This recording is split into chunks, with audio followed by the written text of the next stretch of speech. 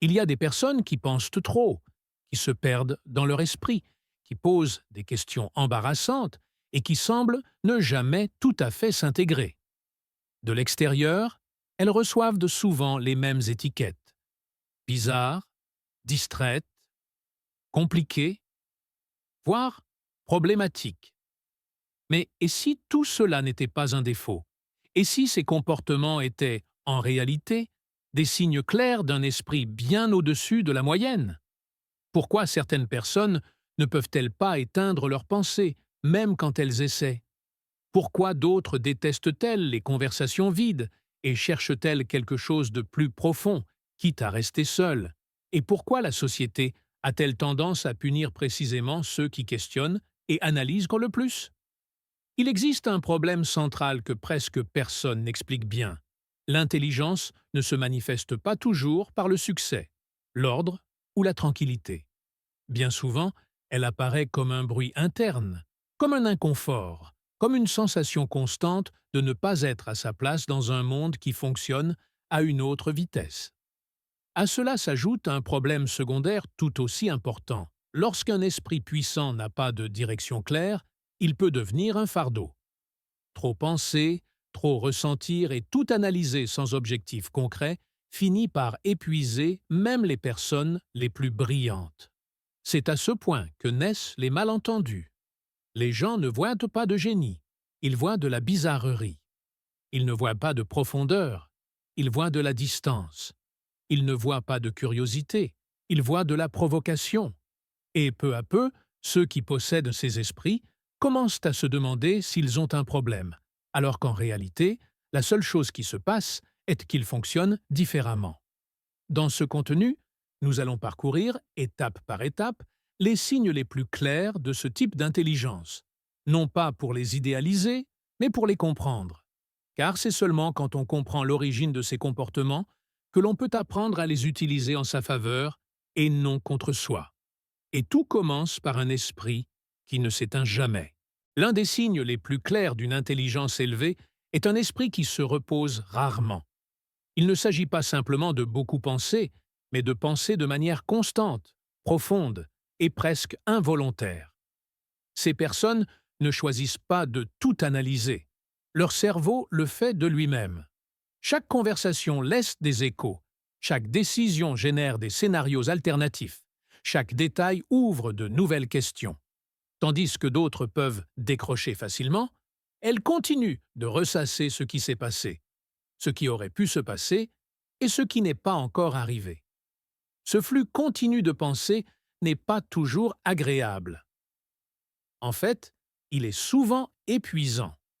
L'esprit saute d'une idée à l'autre, connecte des concepts lointains, anticipe des conséquences et détecte des schémas que d'autres ne perçoivent même pas.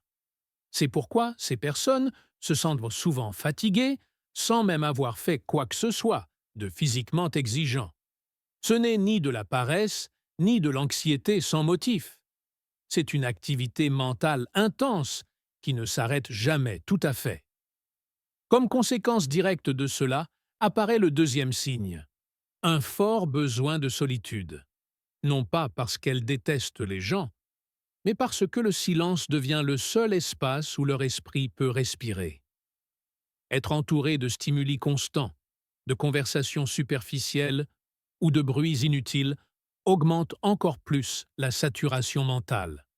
La solitude, en revanche, fonctionne comme un régulateur.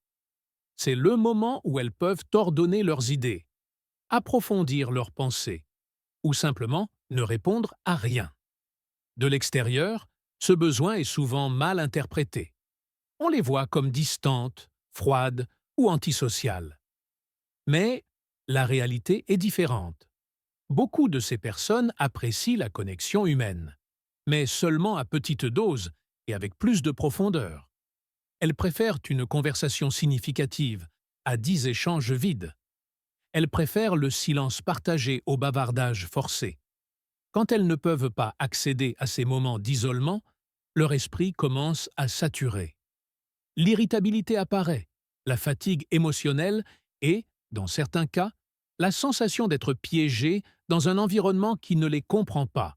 C'est pourquoi apprendre à respecter ce besoin n'est pas un luxe, mais une forme élémentaire de soin de soi pour les esprits les plus complexes. Un autre signe puissant, et souvent douloureux, d'une intelligence élevée est l'hypersensibilité. Il ne s'agit pas de fragilité émotionnelle, comme beaucoup le croient, mais d'une capacité extraordinaire à percevoir des nuances qui passent inaperçues pour la majorité. Ces personnes captent des changements subtils dans le ton de la voix, des silences inconfortables, des regards qui durent une fraction de seconde de plus que la normale. Elles perçoivent ce qui n'est pas dit avec des mots, et cela les oblige à traiter une quantité énorme d'informations émotionnelles et sociales en même temps. Cette sensibilité ne se limite pas aux personnes. Elle se manifeste aussi face au son, à la lumière, au désordre, à l'injustice ou à la souffrance d'autrui. Un commentaire apparemment innocent peut résonner pendant des jours dans leur esprit. Une situation injuste peut les affecter comme si elle leur arrivait à elles-mêmes, non pas parce qu'elles exagèrent, mais parce que leur système de perception est plus ouvert, plus exposé, plus connecté. Le problème apparaît quand cette façon de percevoir le monde se heurte à un environnement qui ne fonctionne pas à la même profondeur. Dès leur plus jeune âge, beaucoup de ces personnes sentent qu'elles ne s'intègrent pas tout à fait. Dans les conversations de groupe, elles s'ennuient vite, non pas parce qu'elles se croient supérieures, mais parce que l'échange reste en surface. Dans les environnements sociaux, elles perçoivent des tensions que d'autres ignorent, ce qui génère de l'inconfort et de l'épuisement. Avec le temps, elles apprennent à s'adapter, à feindre l'intérêt, à taire des pensées complexes pour ne pas paraître étranges. Cette adaptation constante a un prix. Elles commencent à se sentir déconnectées, comme si elles jouaient un rôle qui ne leur appartient pas. Plus elles essaient de s'intégrer, plus elles s'éloignent d'elles-mêmes. Et bien qu'elles puissent s'entourer de monde, le sentiment de solitude persiste, car il ne s'agit pas de quantité, mais de profondeur émotionnelle et intellectuelle. Paradoxalement, cette difficulté à s'intégrer est l'une des preuves les plus claires de leur façon de penser. Tout le monde n'est pas fait pour comprendre des structures complexes, remettre en question des normes implicites ou réfléchir à ce que d'autres acceptent sans réfléchir. C'est pourquoi ces personnes trouvent souvent un soulagement lorsqu'elles découvrent des espaces où leur sensibilité n'est pas un défaut, mais un outil. L'art, l'écriture, la musique, la réflexion profonde ou des relations où elles peuvent se montrer sans filtre. L'hypersensibilité n'est pas un fardeau en soi. Elle le devient quand l'environnement ne la comprend pas. Lorsqu'elle est acceptée et canalisée, elle se transforme en intuition, en empathie profonde et en une compréhension du monde qui va bien au-delà de l'évidence. L'une des caractéristiques les plus épuisantes d'une intelligence élevée est la tendance constante à tout suranalyser. Ce n'est pas d'un choix conscient, c'est un esprit qui fonctionne sans pause, qui connecte des idées, anticipe des conséquences et explore des scénarios possibles, même quand personne ne le demande. Tandis que d'autres acceptent une situation telle qu'elle se présente, ces personnes ressentent le besoin presque automatique de la décomposer, de la comprendre et de prévoir ce qui pourrait mal tourner. Cette réflexion excessive apparaît dans les petites comme dans les grandes décisions. Une conversation simple peut être repassée mentalement pendant des heures. Un choix quotidien devient un labyrinthe de possibilités, de risques et de résultats alternatifs. Non pas par manque d'assurance, mais parce que l'esprit voit trop de variables en même temps. Chaque option ouvre de nouvelles questions, et chaque question exige une réponse logique. Dans les relations personnelles, ce trait peut devenir particulièrement complexe. Elles analysent les mots, les gestes, les silences et les changements de comportement. Elles se demandent ce que l'autre personne a réellement voulu dire, s'il y avait une intention cachée ou si quelque chose a changé sans que personne ne l'exprime. Cette hyperconscience émotionnelle peut générer de l'anxiété, des doutes inutiles et un sentiment constant d'alerte. Le problème n'est pas de trop penser, mais de vivre dans un environnement qui valorise la rapidité au-dessus de la profondeur. Ces personnes ne prennent pas de décisions impulsives, et cela est souvent mal interprété comme de l'indécision. Mais en réalité, elles construisent une vision plus complète, évaluant des conséquences que d'autres n'envisagent même pas. Quand elles finissent par agir, elles le font avec une conviction profonde, même si le processus a été long et silencieux. Avec le temps, la réflexion excessive peut devenir un ennemi intérieur. L'esprit ne se repose pas, même dans les moments de calme. Le repos physique n'apporte pas toujours le repos mental. Apparaît alors la fatigue invisible, cet épuisement qui ne se soigne pas en dormant, car il provient d'une activité mentale constante et exigeante. Cependant, cette même capacité est celle qui permet de résoudre des problèmes complexes, d'anticiper des erreurs graves et de comprendre des systèmes que d'autres ne parviennent pas à voir. Quand on apprend à mettre des limites à la pensée, à accepter que tout n'a pas besoin d'une réponse immédiate, la suranalyse cesse d'être une prison et se transforme en un outil puissant. La clé n'est pas d'éteindre son esprit, mais d'apprendre quand l'écouter et quand le laisser passer. Car un esprit profond n'a pas besoin d'être réduit au silence, il a besoin d'être dirigé. Le perfectionnisme n'apparaît pas de nulle part. Il naît d'une capacité profonde à voir des détails que d'autres négligent. Ces personnes ne se contentent pas de faire les choses, elles s'observent en train de les faire. Elles évaluent chaque étape, chaque mot, chaque résultat, en le comparant à une image interne de ce qu'il devrait être. Le problème est que cette image n'est presque jamais totalement atteinte. De l'extérieur, elles peuvent paraître exigeantes ou difficiles à satisfaire. De l'intérieur, elles vivent avec la sensation constante que ce n'est jamais assez. Même quand elles obtiennent des résultats exceptionnels, leur attention se porte immédiatement sur ce qui aurait pu être mieux fait. Elles ne célèbrent pas leur succès longtemps, car leur esprit est déjà concentré sur la prochaine amélioration possible. Ce perfectionnisme s'accompagne souvent d'une exigence envers soi-même extrême. Elles se sentent responsables non seulement de leurs actions, mais aussi des résultats finaux, même lorsqu'il y a des facteurs qui échappent complètement à leur contrôle. Elles portent le poids de leurs propres attentes que bien souvent personne d'autre ne leur a imposées. Et quand quelque chose échoue, la critique interne est dure, directe et persistante.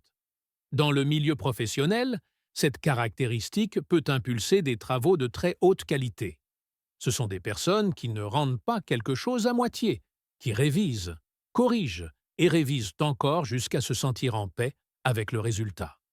Mais ce niveau d'engagement a un coût émotionnel.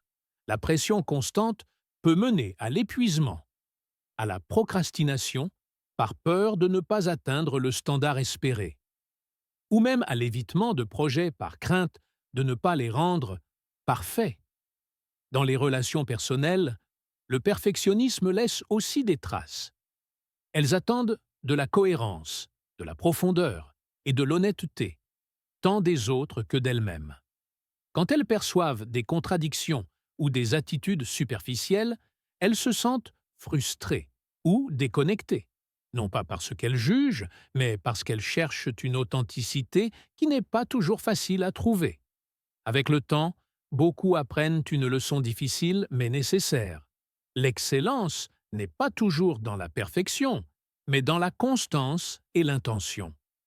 Elles apprennent à accepter que faire des erreurs n'invalide ni leur valeur ni leur intelligence, qu'avancer, même avec des imperfections, vaut mieux que de rester paralysé par la peur de l'échec.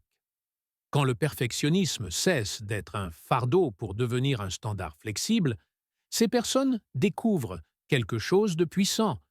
Elles peuvent continuer à aspirer au meilleur sans se punir pour ne pas avoir atteint un idéal impossible.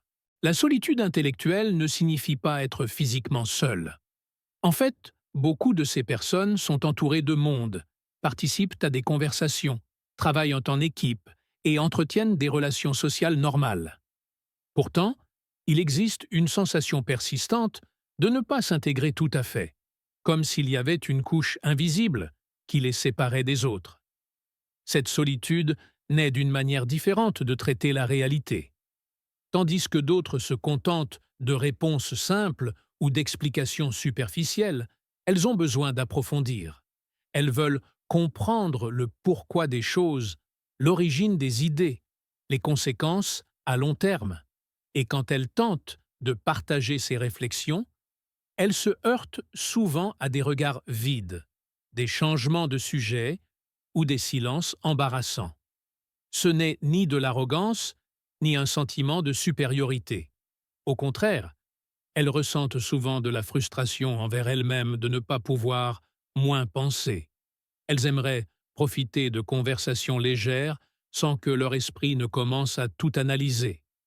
Mais elles ne peuvent pas éteindre cette impulsion interne qui les pousse à questionner, à connecter des idées et à chercher du sens. Avec le temps, elles apprennent à taire certaines parties d'elles-mêmes. Elles gardent leurs pensées, leurs doutes et leurs réflexions profondes pour les moments de solitude, car elles ont compris qu'elles ne seront pas toujours comprises. Cette autocensure ne naît pas de la peur, mais de la fatigue de s'expliquer encore et encore sans être réellement écoutée. Au travail, cette solitude se manifeste quand elles voient des problèmes que d'autres ne perçoivent pas ou anticipent des conséquences que personne d'autre n'envisage. Parfois, elles sont ignorées au début, jusqu'à ce que le problème apparaisse et que leurs avertissements prennent alors tout leur sens. Mais cette reconnaissance arrive souvent tard, renforçant la sensation d'avoir toujours un coup d'avance et, en même temps, d'être à l'écart. Sur le plan personnel, elles cherchent peu de connexions, mais des connexions profondes. Elles préfèrent une conversation sincère à 10 conversations superficielles. Quand elles trouvent quelqu'un avec qui elles peuvent parler sans filtre, sans simplifier leurs idées, sans se sentir étranges, cette connexion devient extrêmement précieuse. Elles n'ont pas besoin de beaucoup de monde. Elles ont besoin des bonnes personnes. Accepter la solitude intellectuelle est un long processus. Cela implique de comprendre que penser différemment n'est pas un défaut, mais une manière distincte d'exister au monde, que tout le monde ne pourra pas les accompagner à ce niveau de profondeur, et que c'est très bien ainsi. La clé est de ne pas se méprendre. Être seul dans sa pensée ne signifie pas être seul dans sa vie. Si nous regardons toutes les parties précédentes ensemble, un schéma clair apparaît. Ce ne sont pas des traits isolés, ni des comportements au hasard. Tout naît d'un même noyau, un esprit qui ne peut s'empêcher d'observer, de questionner et de connecter ce que d'autres négligent. Et ce noyau définit la manière dont ces personnes vivent, ressentent et se lient au monde. De l'extérieur, elles peuvent paraître froides, distantes ou même difficiles à comprendre. Mais à l'intérieur, leur monde est intense, rempli de questions constantes, d'analyses profondes et d'une recherche presque obsessionnelle de cohérence et de vérité. Elles n'acceptent pas des idées juste comme ça. Elles ont besoin de les vérifier, de les démonter et de les remonter jusqu'à ce qu'elles s'insèrent dans leur propre logique interne. Cette façon de penser a un prix. Elle s'accompagne de fatigue mentale, de moments d'isolement et de la sensation récurrente d'aller dans une direction différente de la majorité. Mais elle apporte aussi une force immense, la capacité de voir au-delà de l'évidence, d'anticiper des scénarios, de comprendre des motivations humaines complexes et de prendre des décisions avec une profondeur peu commune. Tout au long de leur vie, beaucoup tentent de s'adapter, d'adoucir leur façon de penser ou de cacher leur véritable manière de voir le monde pour mieux s'intégrer. Certains y parviennent pendant un temps, d'autres abandonnent et acceptent qu'ils ne sont pas venus pour vivre de manière superficielle. Et c'est à ce moment-là que tout change. Quand elles cessent de lutter contre leur nature et commencent à l'utiliser en leur faveur, leurs différences se transforment en avantages. Elles cessent de se voir comme des étrangères et commencent à se comprendre comme des observatrices. ni meilleures ni pires, simplement différentes. Et de cette acceptation naît un calme nouveau, plus mature, plus honnête. Le véritable problème n'a jamais été de trop penser. Le problème était de croire qu'il y avait quelque chose de mal à cela. Quand elles comprennent que leur esprit fonctionne ainsi pour une raison, elles cessent de demander la permission d'être qui elles sont. Elles ne cherchent plus à s'intégrer partout. Elles cherchent du sens, de la cohérence et de la vérité, même si cela implique de marcher seul pendant certains trajets. Et c'est peut-être là la clé finale. Tout le monde n'est pas fait pour suivre le même chemin. Certains sont nés pour le remettre en question,